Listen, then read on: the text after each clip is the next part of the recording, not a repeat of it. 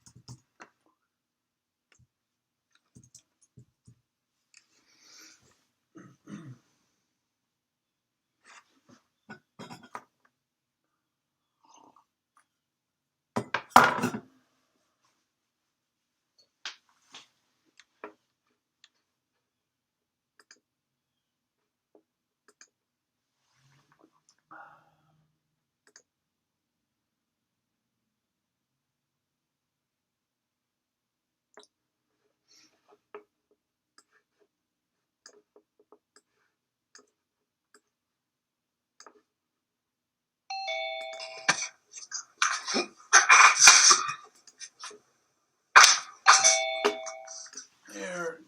Don't have to have me invisible today. Oh, we're early, so there's nothing for me to say.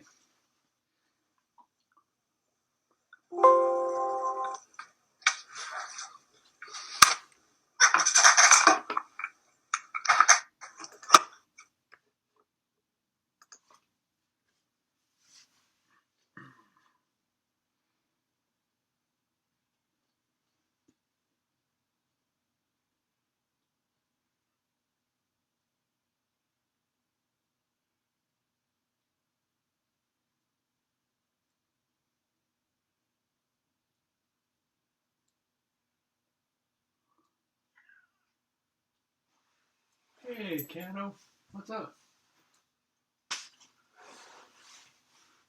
Your timing stinks. You gonna come do the lecture? Yeah?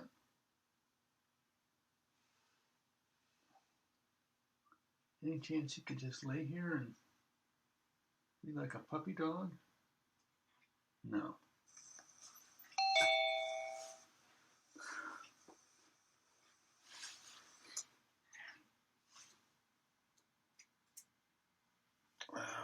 Okay. I need the keyboard and the mouse. You can have the rest of the desk. That'll work. That will work.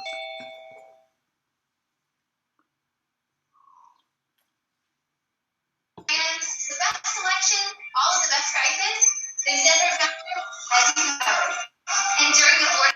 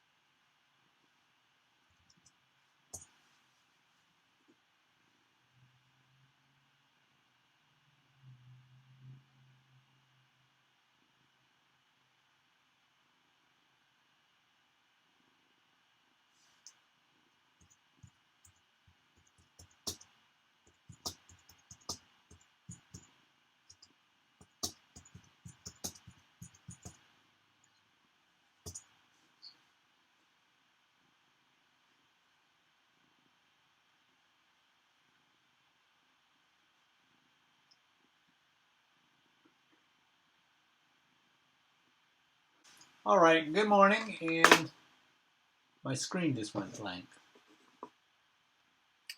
Wait for it. Good morning, and welcome to ce3372, Fall 2020, Section 2 of Water Systems Design. And in the chat box, I'm just playing a game to keep you entertained while we let folks connect. I'm going to take a quick check out to the email to see if some folks could not interpret the update message they just got.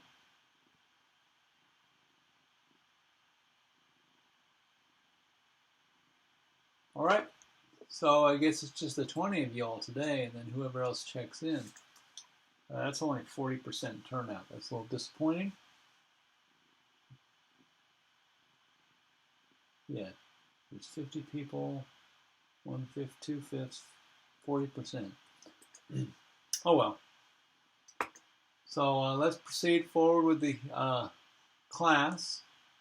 And I am selecting the Fall 2020 thing in Blackboard, which is operating amazingly slow all of a sudden. No surprise there. Anything that has to work doesn't. I still have network.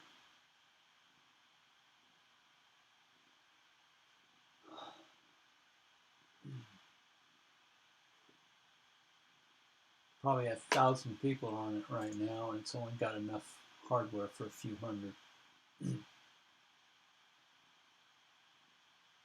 Oh, that's extremely bizarre. I just uploaded that about an hour ago, and it is not there. So let's go ahead and do it while we speak.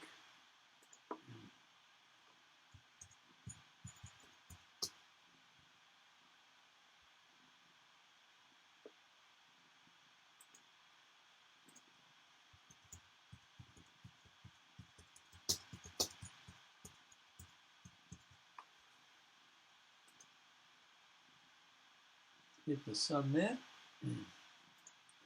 Go inside it. Let me see if I can drop in a web link. Hide my ugly face.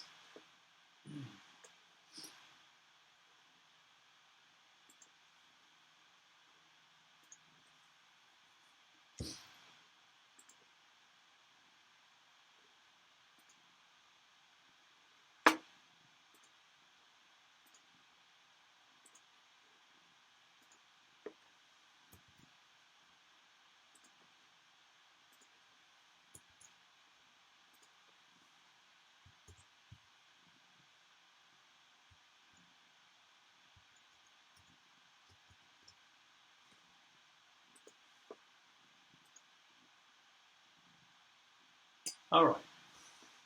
So now you all should be able to get to it by going into the lesson 9 directory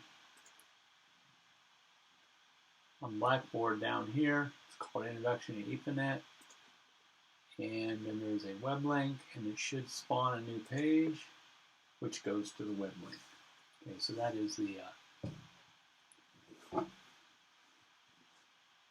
that's the plan. And when we actually, well, let me just proceed.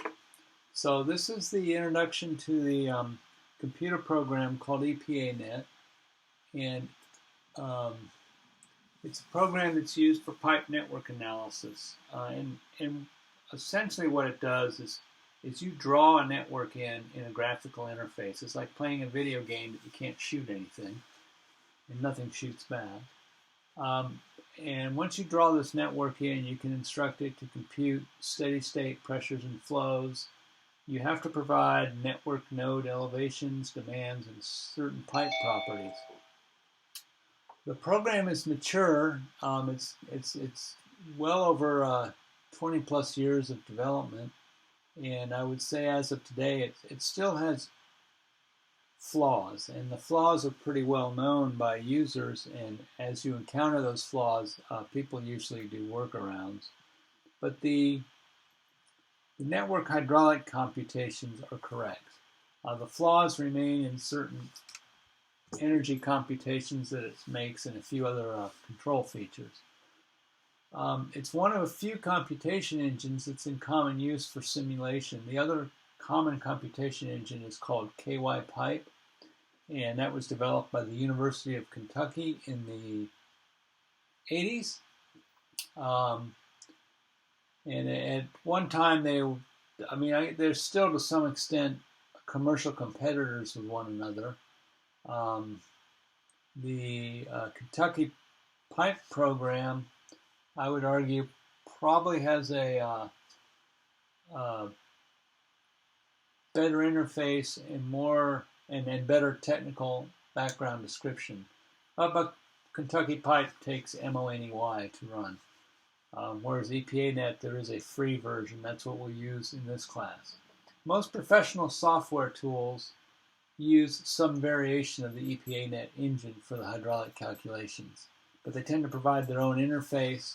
The advantage for a company to do that is that interface can be integrated with other tools that the company uses. So, for instance, it can be interfaced with AutoCAD or Intergraph Workstation. And so as you're doing your engineering design, you can build your network semi-automated. You don't have to store node locations, pipe links, take them out of your designer package, and then put them into EPANET. So it's all integrated into a single thing. But that's not cheap, and so we won't be using it in this class. Some companies have reverse engineered their own engines to achieve specific computational speed up to support their clients. The underlying intellectual property is essentially the same. So the reason you would reverse engineer for speed up is for dealing with very large networks. Large in the sense hundreds of thousands of pipes, hundreds of thousands of nodes, hundreds of thousands of demands, and it's all changing every few minutes. The original program could certainly handle that, but not in a time frame that anyone would be willing to wait.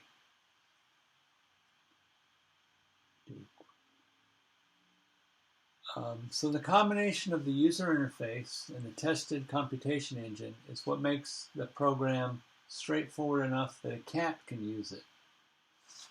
That's if he avoids the mouse. Okay, so that was a motivational speech right there. In the notes section, there's some software links, and we'll go explore these shortly just to be sure they still work. There's the actual lesson notes for this, which we'll use the PDF.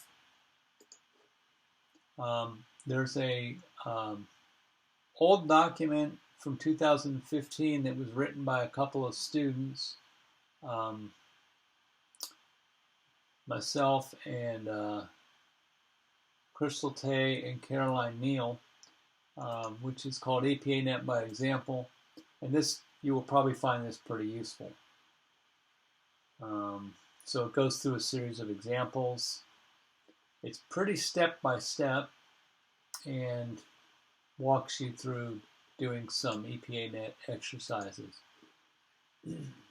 Hydraulics of pipelines and pipe networks we've already seen. Pipe networks, we've already seen that, and water distribution systems is always our main go-to reference for this part of the course.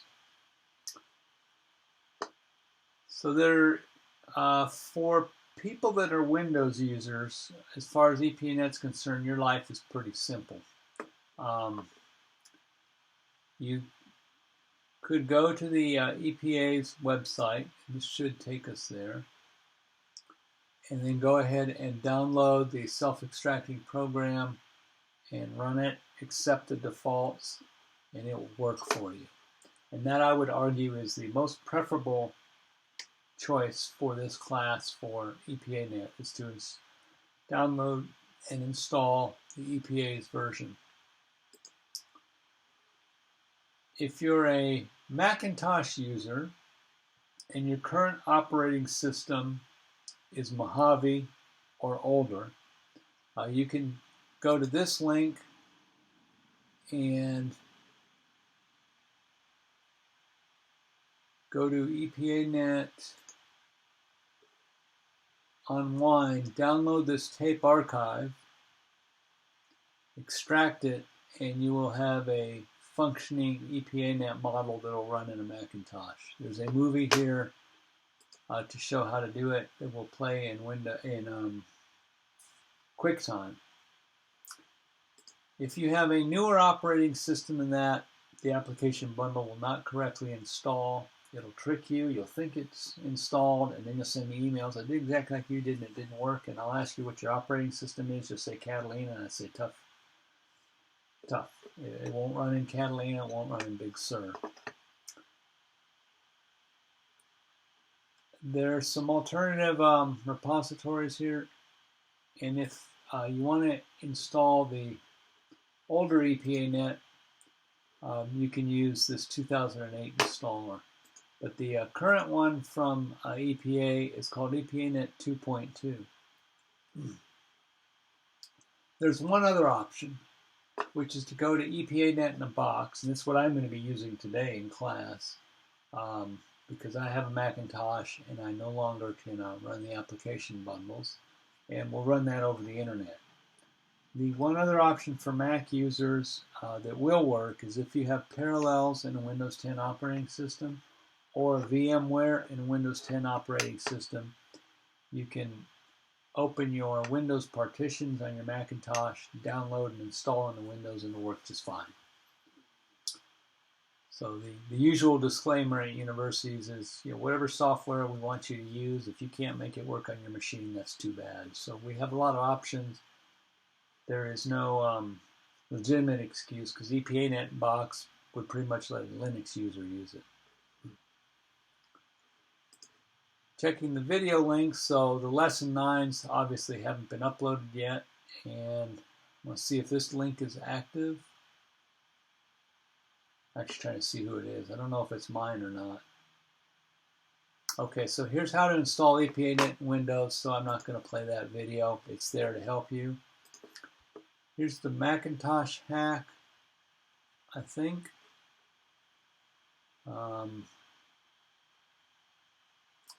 So this will describe how to do it if you have an old enough Macintosh operating system. And this link, I don't know what it goes to, so we're going to check it. Introduction to EPANET software, so if whatever I say doesn't make sense, you can go look at a 2-year-old video and still be confused. Because that's my aim right now. So going into the lesson notes, let's go ahead and start the actual presentation part. So I'll be moving between this presentation, and at some point I'll actually log into the EPANET in a box to do examples. So do quizzes fall under the attendance and participation category? No, quizzes are quizzes.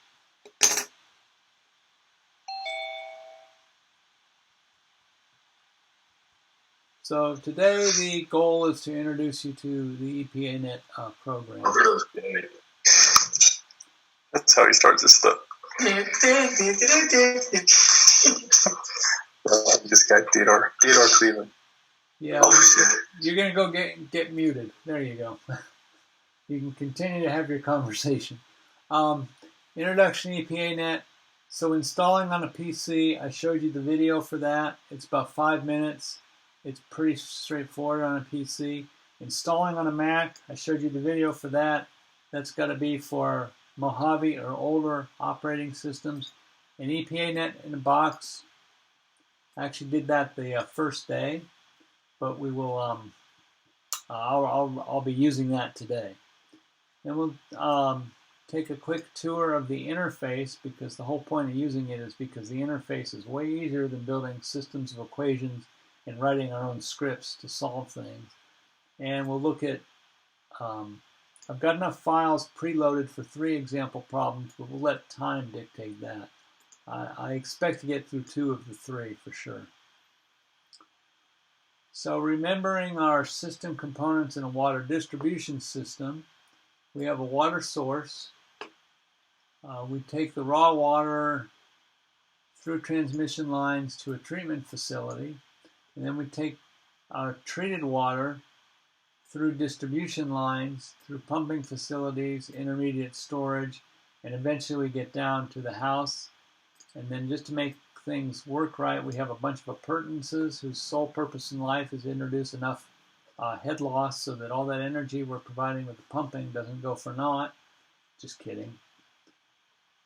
And ultimately, for a hydraulic design and analysis, we want to represent our real network with an approximation. And the approximation would be our network simulation model. And by approximation, look at this graphic right here. We have this green dot that's representing a demand point for an area that's not depicted. So that green dot might represent the water that's supplied to 1 or 2 city blocks in one direction and 1 or 2 city blocks in another direction.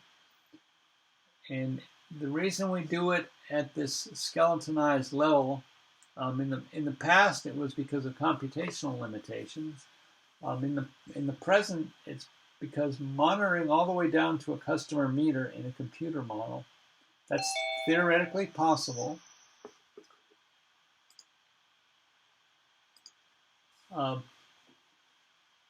But it's computationally foolish.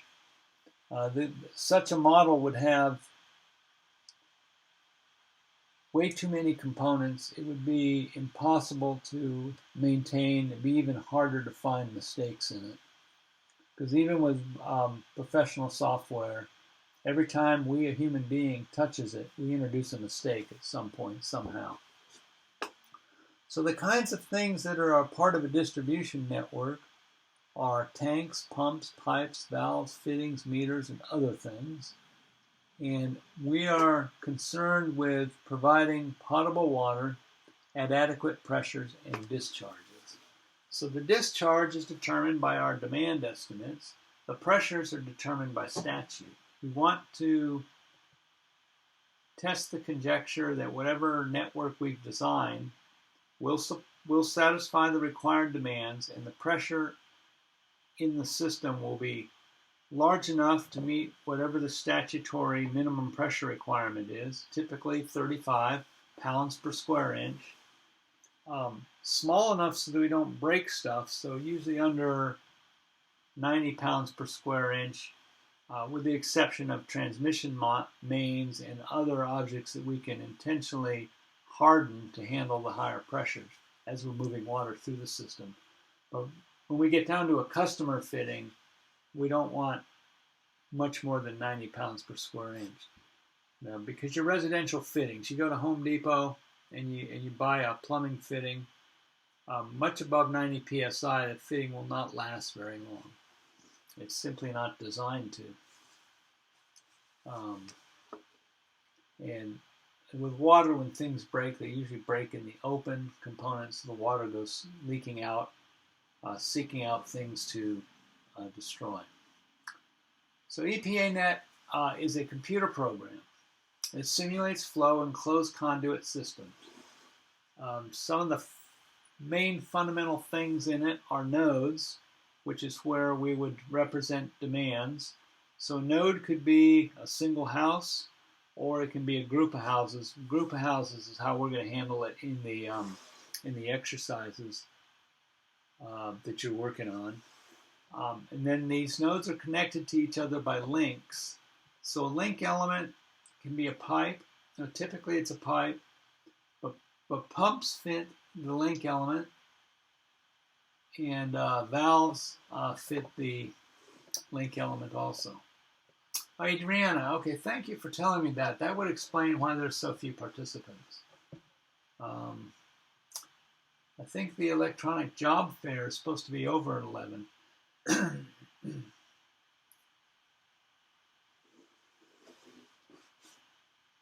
And Alan, yes, I'm going to continue to use the same Zoom link until Zoom no longer allows it.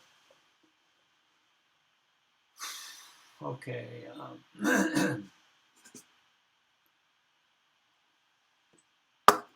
The other component that's represented I have listed as reservoirs or tanks. They're not the same thing, but unless otherwise specified, EPANET more or less treats them as similar. And then we can also introduce a schedule. And by scheduling means we can have a table where the demand changes according to some schedule. In pipeline modeling, that's called an extended period simulation. And it's not truly a dynamic model, but it's a sequence of steady states. And the reason we justify that is because if we make a change in demand, the pressure wave caused by that change propagates through the system at the speed of sound. So roughly 5,000 feet a second. It's a mile a second for those of you at home without a calculator. And so changes propagate through a system pretty quickly. And so we're justified in some extent of having sequence of steady states. Assume that the pressure change propagates instantly. That's what the mathematics does. But we use those two demand schedules to keep track of draining and filling of tanks. The alternative would be a fully dynamic model, which is quite a more complicated beast. So to get the program, for PC users, just Google EPANET and then download it. For Mac users, you're basically on your own. For Linux users, you're also on your own. But for Linux users, the Wine package will run EPANET pretty well. You will have to install Gecko and Mono to get the Wine to work the way you want, but you can get EPANET to run quite nicely on Linux. So to get the documentation, they also provide a user manual, which almost nobody ever downloads, and then when they try to use the program, they discover that the help menu no longer works. It hasn't worked since 2008, and they're screwed. But if you download the manual is just a document. It does work.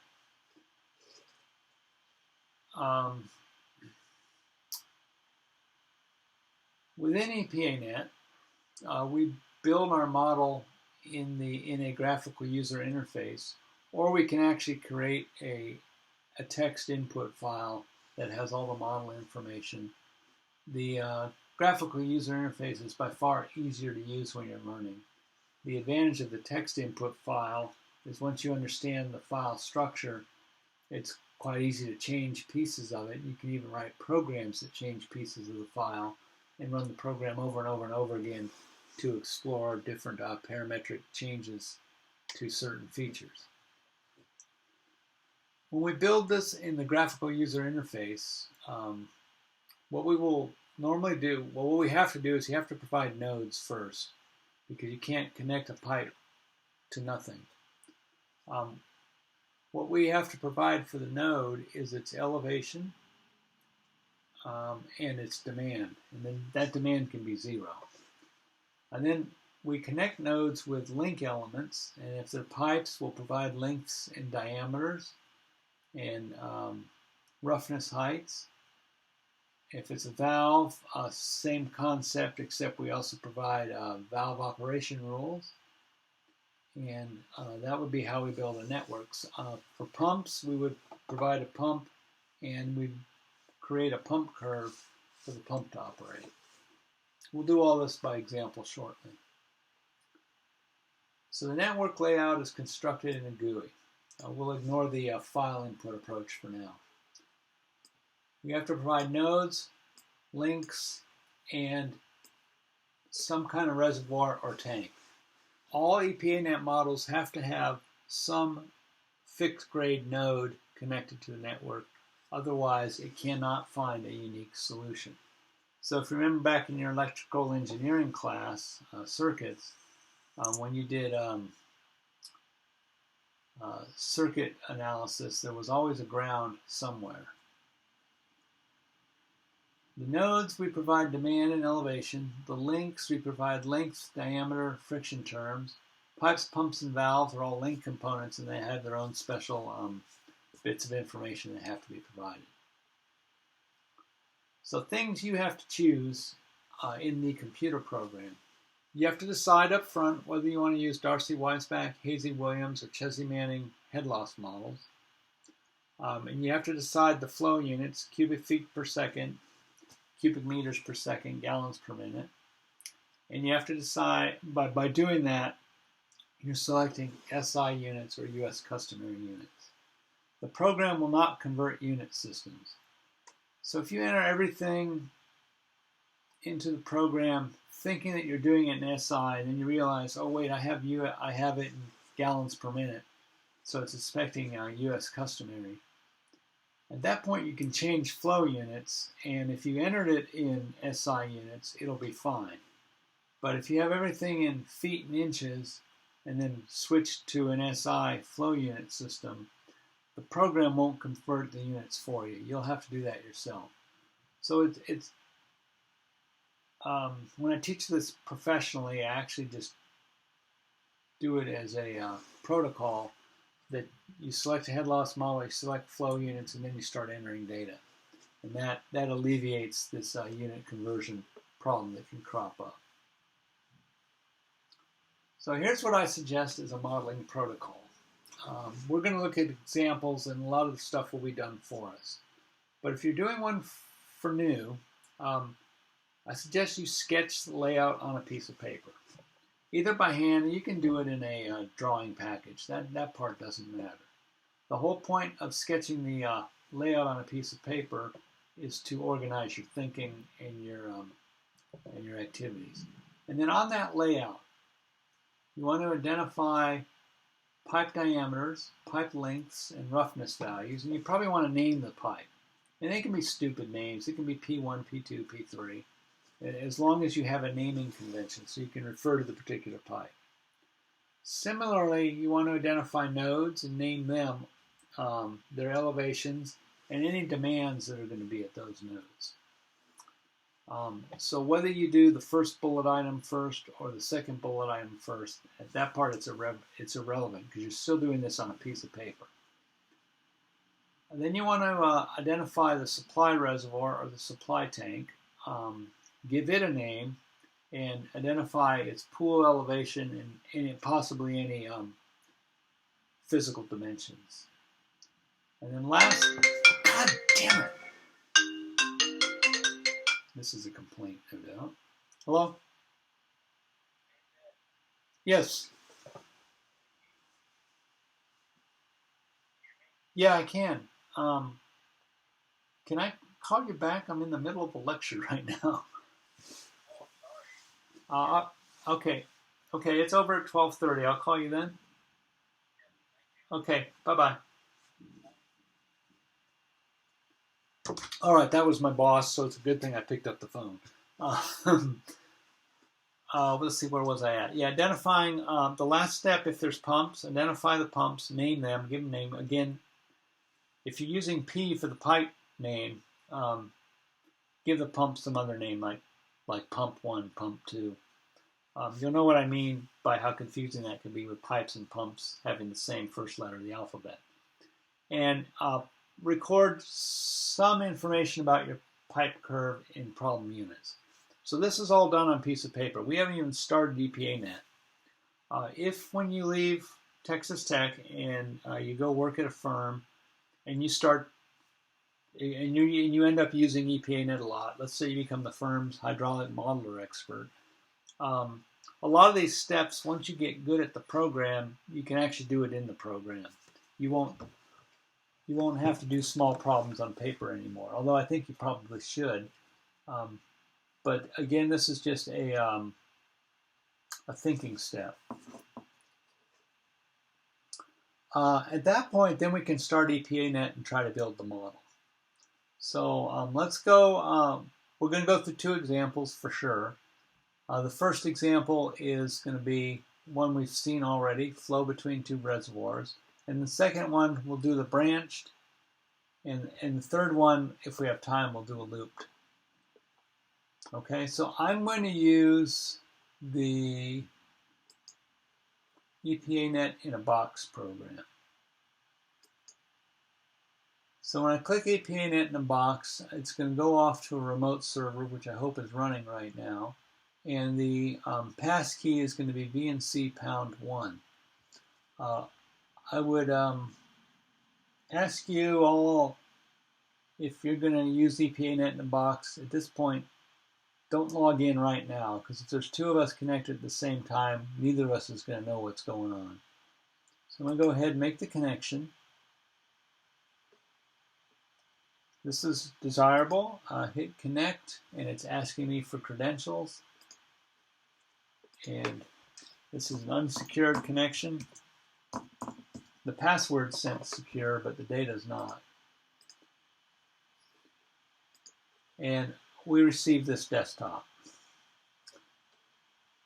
In the EPANET file directory, we're going to use Hydro 1 examples. I've actually placed examples 1, 2, and 3 ahead of time. Inside example 1,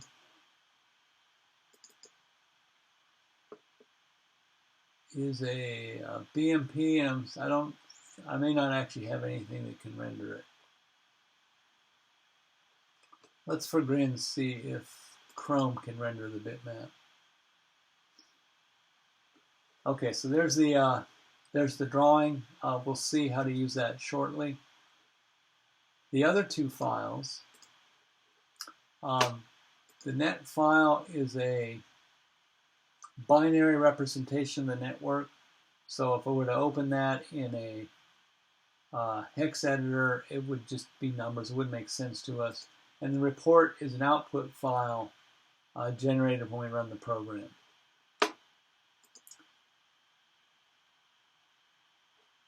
So we will try to do example 1. I'll do it from scratch. So I guess to challenge myself, let me go ahead and rename this. Example 1. I'll call it solution. So I'll try not to invoke that. We'll try to build this from scratch. The other two examples have similar information, but they're different problems. So to launch EPANET in EPANET in a box, I'm going to click on this object, and it takes a little while. Oh, that was actually kind of quick today. That's amazing that the network is functioning right now. Once it discovers that I care, it'll fail. And we're going to create, well, actually, we already are in a new object, so I'm going to leave it be. And I want to import a backdrop. So my choices in Hydro 1 examples, let's do example 1. Grab the bitmap, choose open, and there is our model picture. That's just a picture.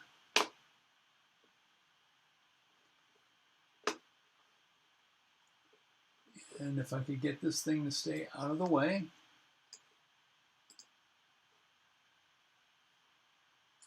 So what do we want to do? We have two reservoirs connected by a 2-mile long, 2-foot diameter cast iron pipe. The elevation differences is 20 feet. Determine the discharge rate of the reservoirs. Okay, so that's a pretty straightforward thing. We basically want to replicate this network and then see what the flow is going to be between it. So this picture here is the junction symbol. This picture here is a reservoir symbol. And this picture here is a pipe symbol. Tank, pump, valve, text. So to connect these two reservoirs, we can create a reservoir object. I'm going to put it right there. Create another reservoir object right there to receive the flow. I'm going to create two nodes, and we're now going to join this first reservoir to that node. What I'll use is I'll use a pipe, but I'll make the pipe very short and very large diameter, so there'll be no head loss. And then I'll connect this junction to the reservoir, also with a pipe, large diameter, very short, so no head loss. And then I'll connect the two nodes with the 2-mile long pipe. The reason we're adding these two little short pipes is a consequence of how EPANET builds the underlying equations, and you can't connect a reservoir directly to another reservoir with a pipe. It doesn't work. It doesn't produce the correct answer.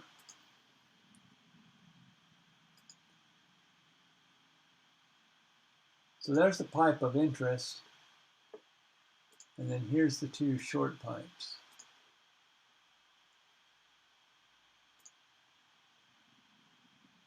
And notice when I'm drawing, I drew them from one place to another place. I drew it from this reservoir to this node to this node, and then this node to the reservoir. So assuming the flow is depicted in the picture, I should get positive results for everything. Next thing I need to do is supply the pool elevation. Let's go ahead and actually have it select the correct object. There we go. We need to supply the pool reservation for reservoir 1. So let's give it a name. We'll call this Upper Lake, and we'll give it a whole total head of 20 feet. That would be its pool elevation. We can use values of 0 and heads if we want.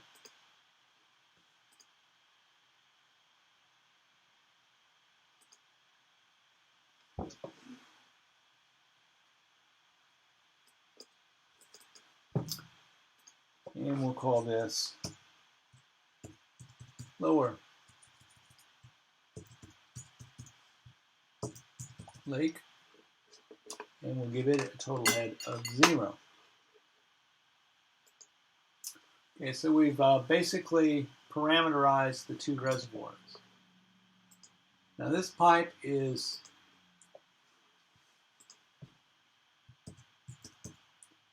main pipe, not a very interesting name. And these IDs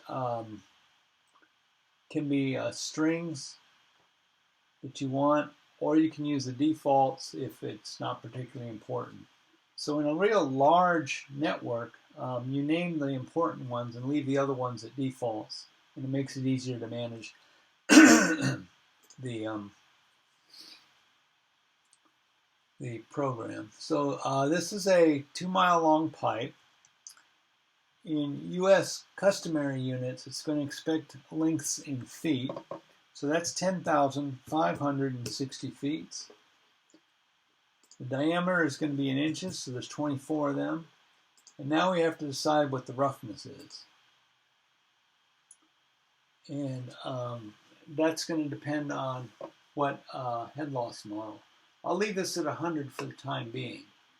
And the default head loss model is Hazen-Williams. But up here in the help menu, I'm not sure it's going to work in this implementation. It worked well until about the late 2000s, and then not so much. Yeah, we get nothing. Oh, sweet. Okay, I didn't expect that. So what I want to do is go to references, roughness coefficients. So for cast iron, it gives us a Darcy-Weisbach roughness coefficient of 0.85 millifeet. So let's assume we're going to use Darcy-Weisbach. So this needs to be 0.85. So we've parameterized the pipe, and now this pipe is the large one. We can make it pretty short. Make it large diameter. stick with the same roughness. Do the same to this pipe. Make it really short, large diameter. So these pipes exist, but they don't contribute anything to head loss. So now we have constructed a model. I believe we've given all the information. The one thing we have not done is currently our flow units is gallons per minute down here in the lower left corner, and we want to change that. So if we go to project defaults, choose the hydraulics tab, we can select different flow units, and there's anywhere from cubic feet per second, cubic meters per day. Let's choose cubic feet per second. Let's change our head loss formula to Darcy-Weisbach. We'll leave the rest alone. Press the okie dokie button, and now we're in cubic feet per second, and we've selected the Darcy-Weisbach model. So I'm pretty sure this will run, but let's take one more thing. Let's unload the backdrop so to make sure that our pipe connectivity makes sense. So that's what we wanted it to look like. When we're ready to run the model, we can either press on the lightning bolt, or we can choose Run Analysis from the project menu. I'm going to press on the lightning bolt, and I got what everybody wants, which is the run was successful. So what that dialog box means is that it generated equations and it solved them. Doesn't mean we necessarily did it right, but there were no computational errors encountered and no warnings encountered. So the program's designed to tell us if we get negative pressures. It's designed to issue some other warning messages where essentially the run was successful, but the results are not consistent with common expectation from hydraulic models. So let's press the okie dokie button, and now we've gone and found the information of the main pipe, and let's look at the answer. So it's telling us there's 11 cubic feet per second, which is pretty much the same thing we got when we did this using the online toolkit. The velocity is 3 3/4 feet a second. Head loss is 1.89 feet per 1,000 feet of pipe.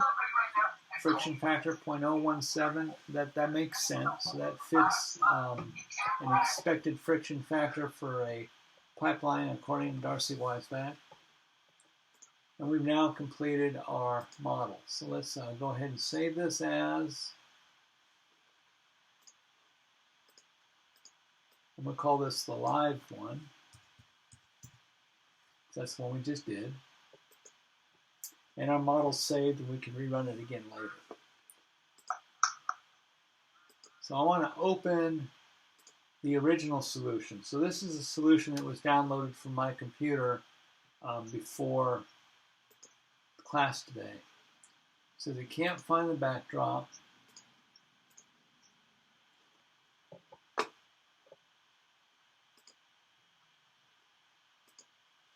So this was almost the same problem, pretty much the same approach. Again, there's this short pipe right here connecting to the lower reservoir.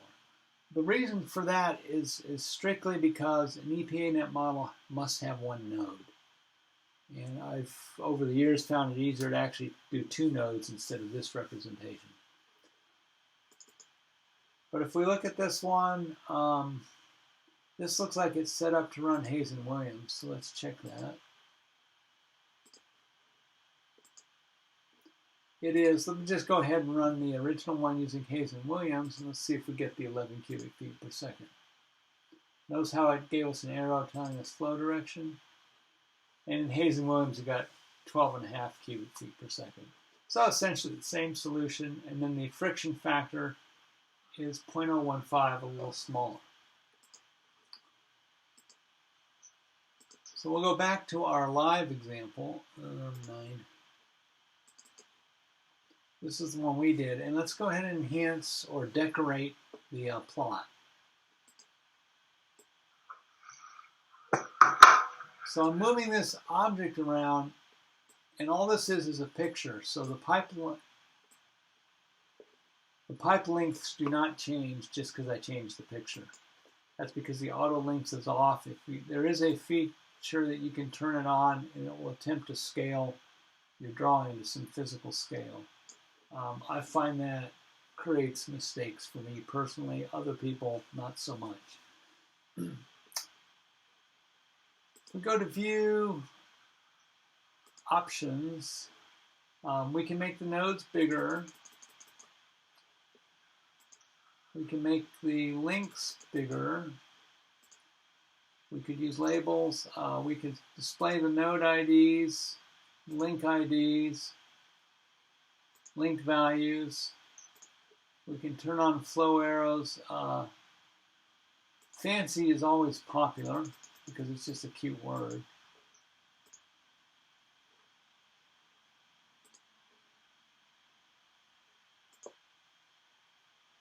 And it's putting these flow arrows, which are barely visible. So let's go ahead and modify that a little bit. Size is fine. Our links are too big. That's a little bit more viewable.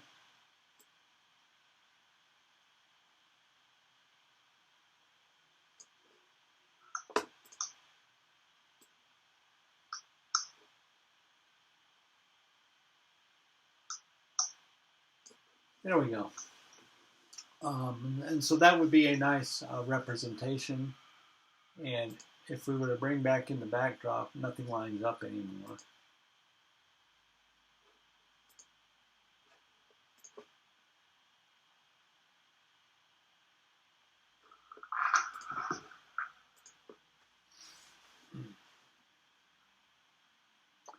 And there's our model. So I'm going to go ahead and save this. In the File menu, Save.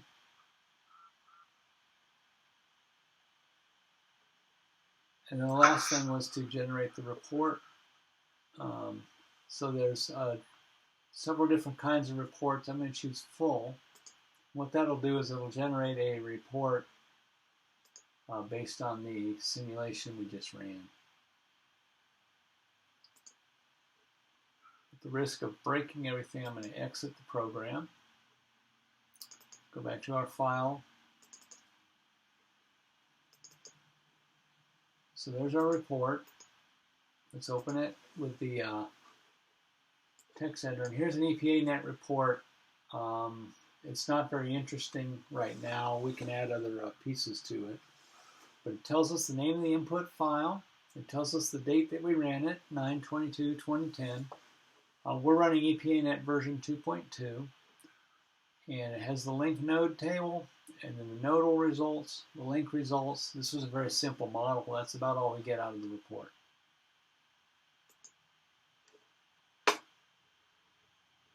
So let's move to the second example.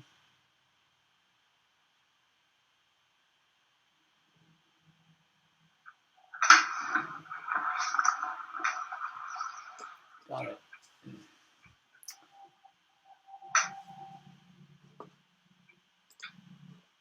The second example will be 3 reservoirs. So I have this picture already uploaded to the EPANET in a box. And if you are using your own version on your own computer, it's contained in the data file section of the lesson. And we're going to connect these 3 reservoirs and solve it for the total head at the junction. So we've done this in some sense already. I'll get back to my server. Close that. Relaunch the program.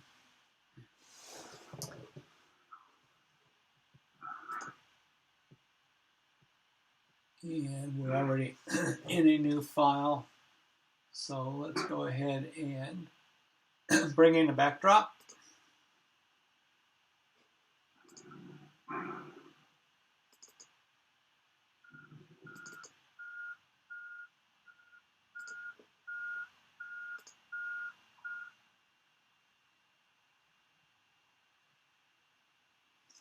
And so there's a picture, and we can use this picture to help us generate our networks. So this should be the giveaway on why drawing it on a piece of paper is handy first, because you can take a photograph of that piece of paper, and then it makes building your network quite simple. So we're going to go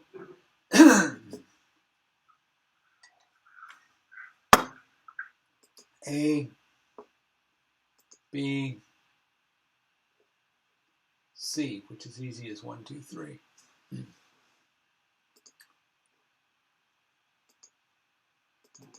We'll go ahead and name this A.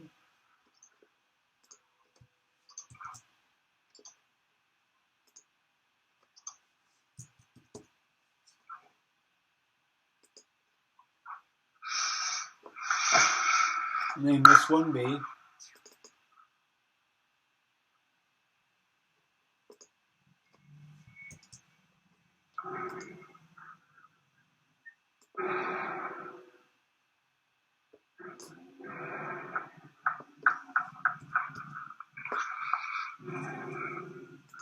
Name the last one C.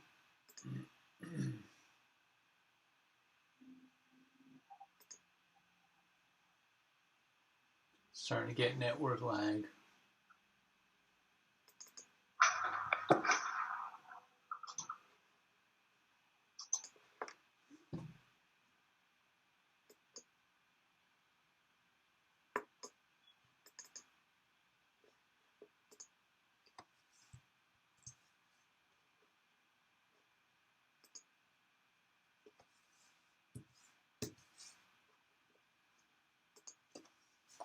So our reservoirs have all been built, and in the interest of being efficient with time, I'm just going to add the single junction J, and we'll go ahead and give it a name. I'm going to call it conjunction.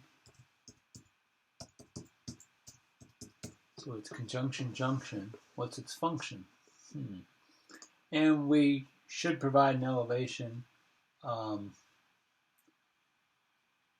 So I'm going to put an elevation of 70 meters. The total head will be independent of the elevation. I'll show you that once we get the system running. And that's really all I need for the time being. And lastly, I've got to connect the pipes. So we go from A to conjunction junction. We go from B to conjunction junction.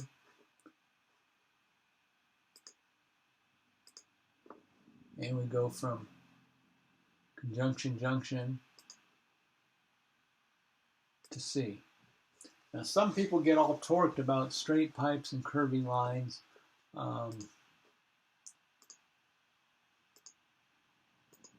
We can add vertices. So I'm right-clicking, choosing Add Vertex while staying on the object. And once we add vertices, we can move them around a bit.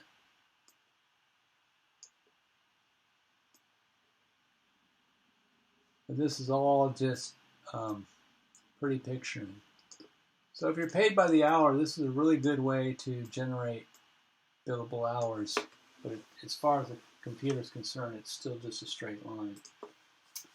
So there's one curved line, and you actually can do the original drawing curve if you want.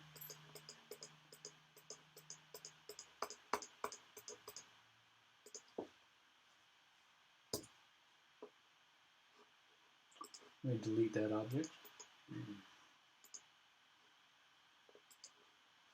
All right, so there's our network. Now we have to go ahead and get the diameters of those pipes. So let me go back and look at the original problem statement. The 3 pipes are 850 millimeters. So they're all 850 millimeters. So let me go ahead and put the diameter. And the length is 900 meters. I'll leave the roughness alone for the time being.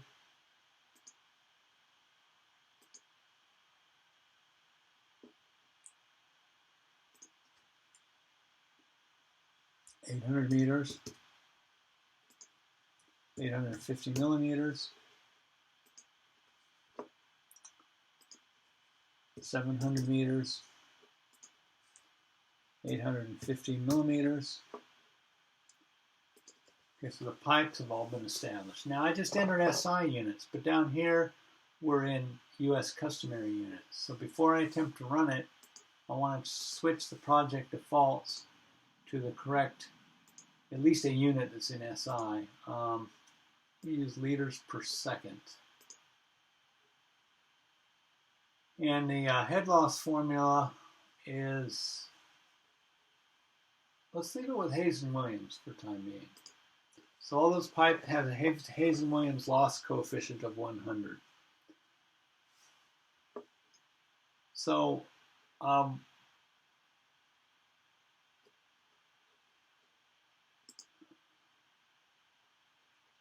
me go ahead and turn on the flow arrows.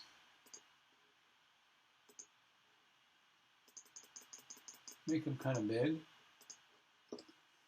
So what we expect is the 60-meter reservoir is the lowest one. 100 is the highest one. So we expect the flow arrow to point to the right when it calculates it. I would expect the 80 meters to go to the 60 and the 100 meters to go to the 60. It's quite possible that there'll be enough head that the 80 meter will have a reverse flow, but we won't know that until we run the simulation. So I believe we have all the correct inputs. Let's go ahead and run it. The run was successful. And the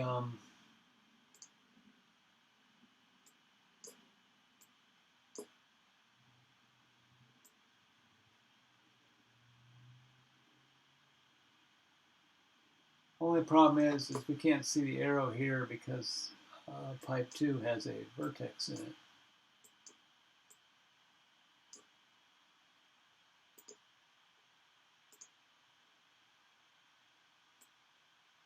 There we go.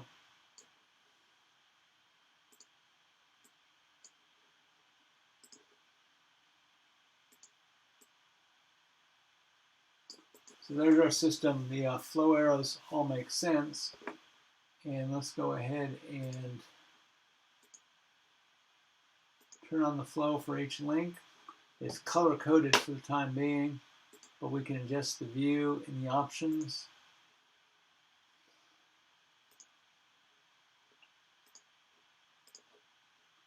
So there is the flow rates in liters per second. So to convert that into cubic meters per second, you divide by 1,000. So this pipe here has 2.3 meters cubed per second. This one has 0.2 cubic meters per second, and this one has 2.6 cubic meters per second. And as you can see, again, that's quite a bit less difficult to set up a problem than it is to build that in a spreadsheet or in an R script. Yet the underlying results are very much the same.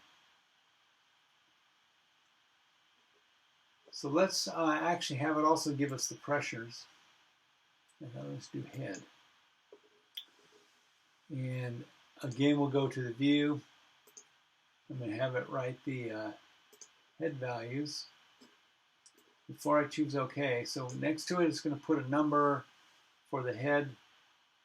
So we should get a number of 100 here at A, 80 at B, 60 at C. And so the question I'm going to ask, I guess rhetorical, unless someone's going to attempt to answer it, is what numerical value do you expect for head at the junction?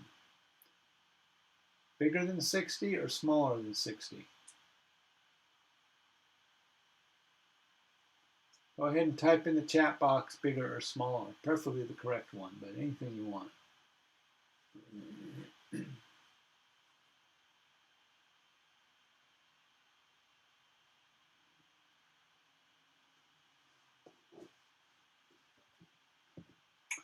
Correct, Raju. Bigger. Bigger because we have flow going from the node J to the reservoir. And as you recall from earlier, and other classes, we know that water goes from high head to low head. So bigger is correct. Excellent. Now that's about to make a liar out of me, right? We'd have to do it in yellow, which is unviewable.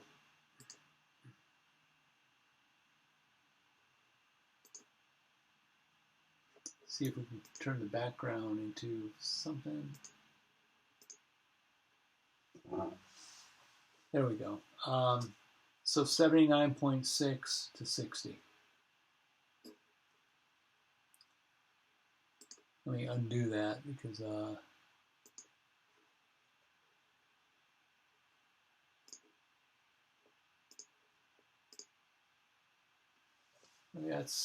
I still can't see it. My eyes are getting elderly.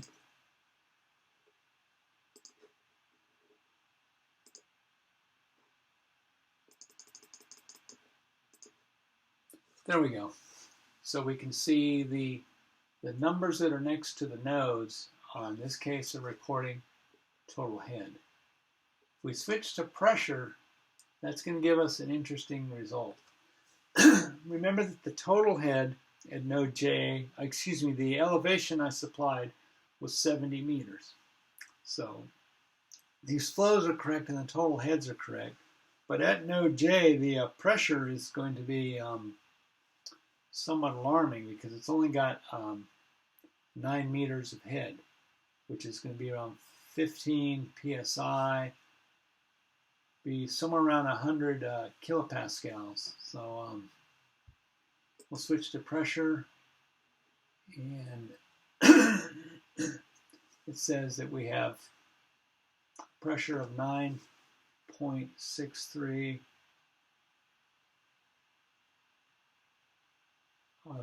meters of pressure equivalent. It doesn't do the pressure in kilopascals easily. But what's more interesting is there's these zeros at these reservoirs, and you think, well, how can there be zero pressure?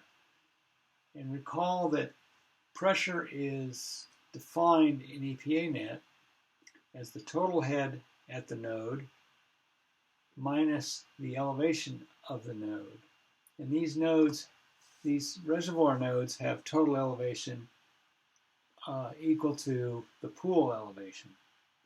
So you should always get a zero pressure at a reservoir node in EPANET unless you construct it otherwise. So you shouldn't be alarmed with zeros at a reservoir node. If you get zeros at interior nodes, that could be of some concern. So that is pretty good for that problem. Well, looks like we have time. We can look at example number 3.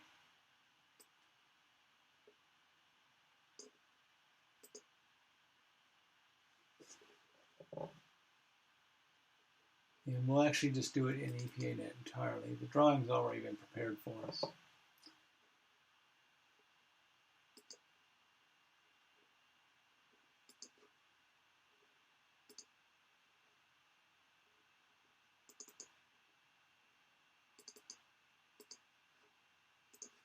So example 3 is this example. We have 2 reservoirs, one in the upper left-hand corner with a pool elevation of 75 meters, one in the lower right-hand corner with a pool elevation of 70 meters. We have 4 nodes, A, B, C, and D, and we have 4 pipes that directly connect those nodes. We have a pipe from the upper left-hand reservoir to node A, and we have a pipe from node C to the lower right reservoir. And then we have a demand at B, which is putting water into the network. So that'll be a negative demand of 0.2 cubic meters per second, or 200 liters per second. And we have a demand at node D coming out of the network, so that'll be positive demand of 0.2 meters cubed per second, or 200 liters per second, leaving node D.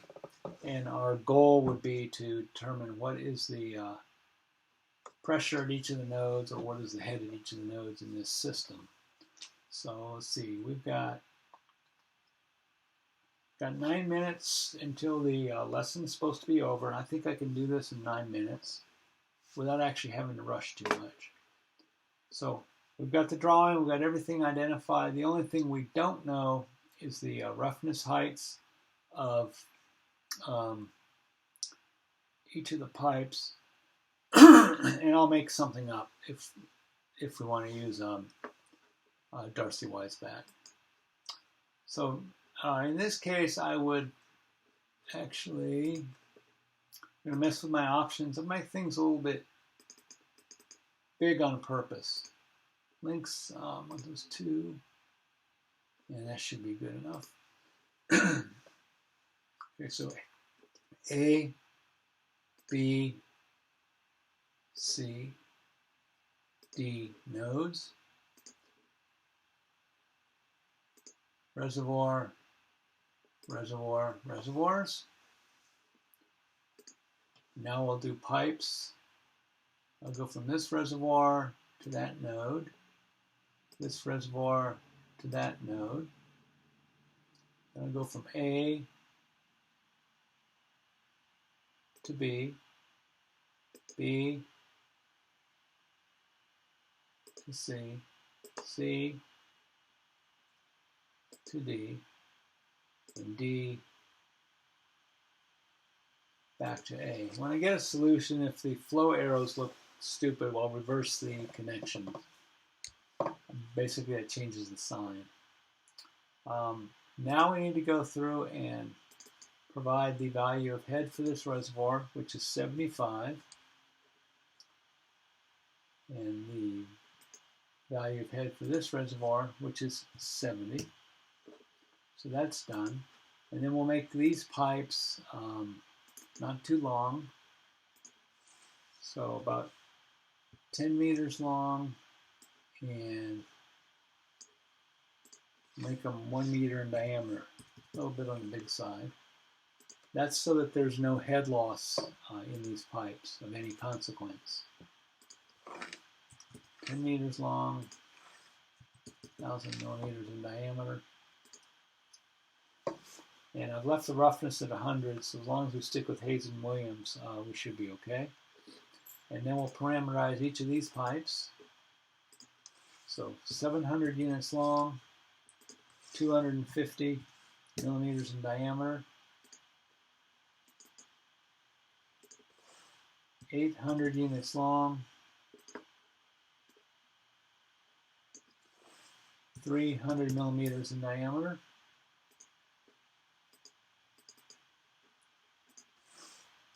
1,200 units long, 350 in diameter, 1,400.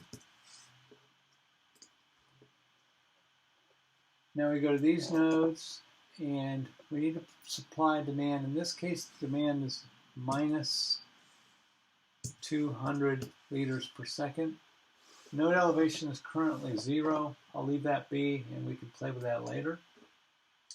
This guy, the base demand is 200. So I've entered values in liters per second, but right now it's set at gallons per minute. So I need to go ahead and change the units. So we go to project defaults, hydraulics, go from gallons per minute to liters per second. We'll stick with Hayes and Williams for the time being, choose OK. And I believe I built the network. Let's go ahead and unload the backdrop. The network looks correct. Turn on the arrows.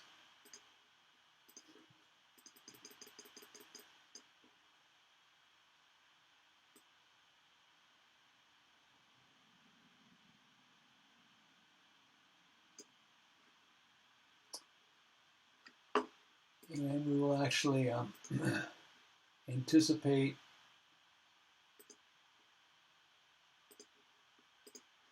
needing those. Run the simulation. Run was successful. There's our arrows, and this arrow doesn't make sense to me, so I can reverse the connection, rerun the simulation, and it still gets mad at me. So definitely these flows go this way, that one goes this way. And let's see what happens if I reverse this one. We run the simulation. So that it is, those are our flow arrows as determined by the program. If we want to look at the total heads of the nodes and actually view them because of the color choice it's chosen,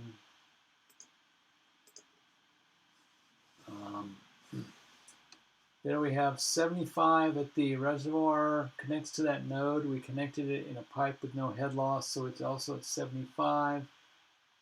And at the other node, where there's a reservoir, at 70. And then the injection node is 83. The demand node is 67. We can go ahead and turn on the flows.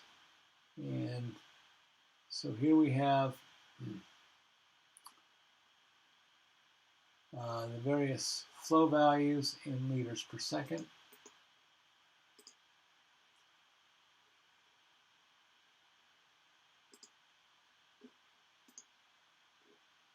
And now we have it in to get rid of the minus signs. A lot of clients don't like minus signs, so you can use the reversal tool and reruns to get positive numerical values.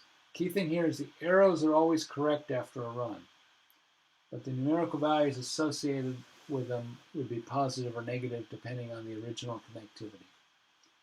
So for example, in this case, from the node that has 75 meters ahead to the node that has 67.28 meters ahead, these two nodes here, the flow is from this junction 1 to junction 4, and the amount is 181 liters per second, or 0.181 meters cubed per second. So that's EPANET in a nutshell. I'm going to go ahead and exit this. 9. Oh, I guess I should have saved it. Damn it, that was stupid. And we've looked at these examples. Go back to here, and I want to go to the notes. And now let's look at EPANET by example. Now, after seeing my presentation, you should be able to follow these examples pretty well. So these examples are done in an older version of EPANET, so the interface is essentially the same, but some of the color schemes are going to look different. So the first one's flow in a single pipe, and you'll see that we pretty much have done this.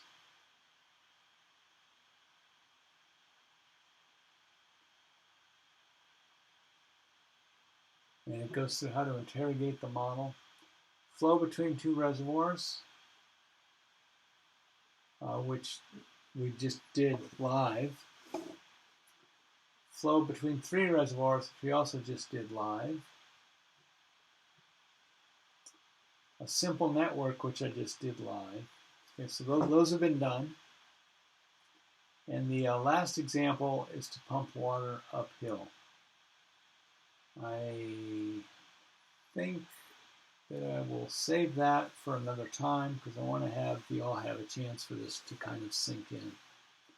I would suggest that if you have some time, go ahead and run this 5th example, build it yourself, because you have a worked solution here to go by, and see if you can't get the same answers as in the example. So that constitutes all I have for today. Again, if you have a Windows machine, go to the EPA website, download and install from their distribution, because that's going to be the most current one.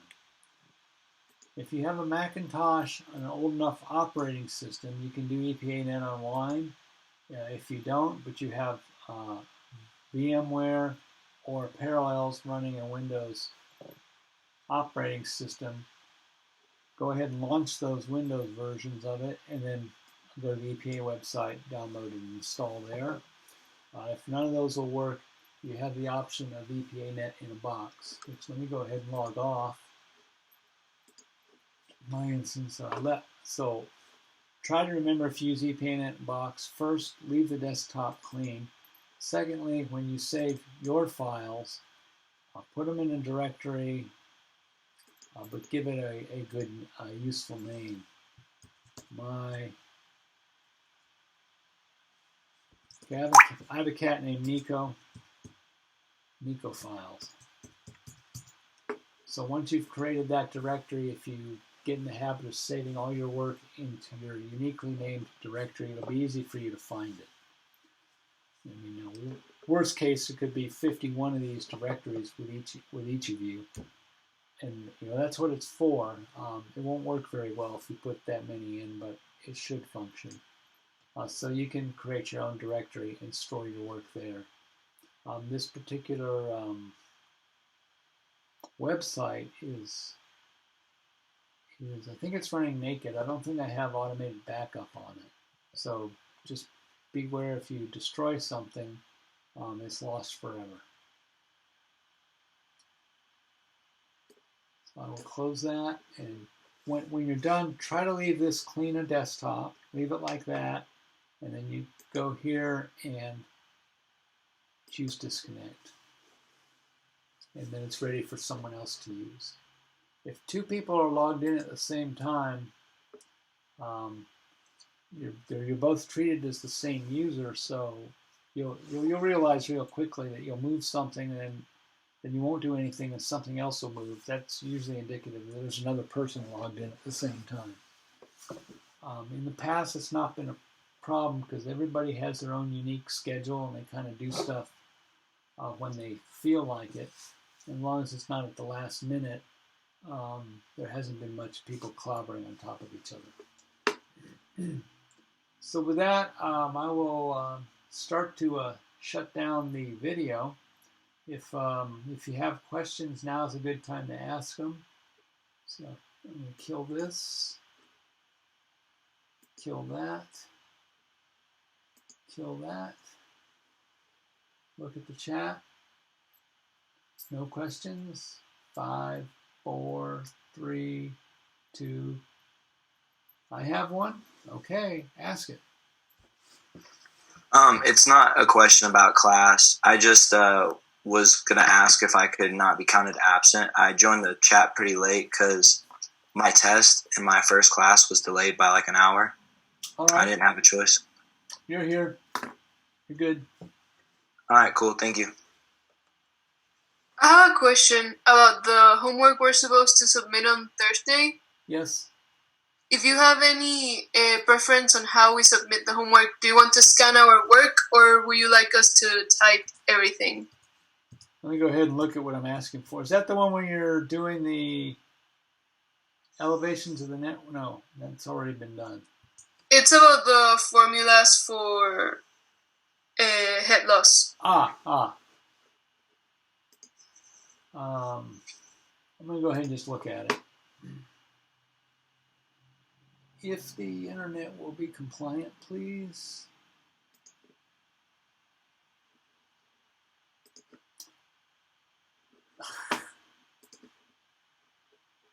Okay, you guys have to use Blackboard for everything. That must just drive you nuts.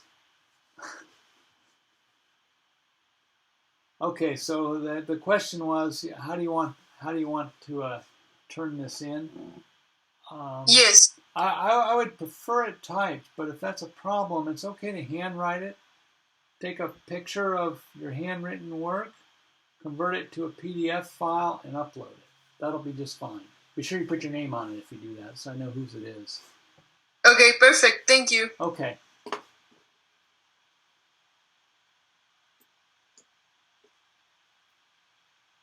All right. No further questions? Class is already 6 minutes over, so I'm going to go ahead and end the call. Thank you very much for your patience and attention, and have a great afternoon and a good week, and I will see you on Thursday.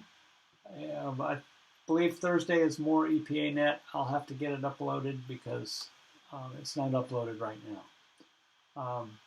And we'll be having, we'll probably have an exam crop up sometime. The exam will be entirely take home, and think of it as just going to be almost like an extended homework assignment. Extended in the sense you'll have a week to take an exam. But mostly it will be interacting with a quiz type environment on the Blackboard server. I haven't programmed it yet. I have it off my Moodle server and I have to get it transferred. And there'll be plenty of time when that gets announced. So with that, have a great day. Bye-bye.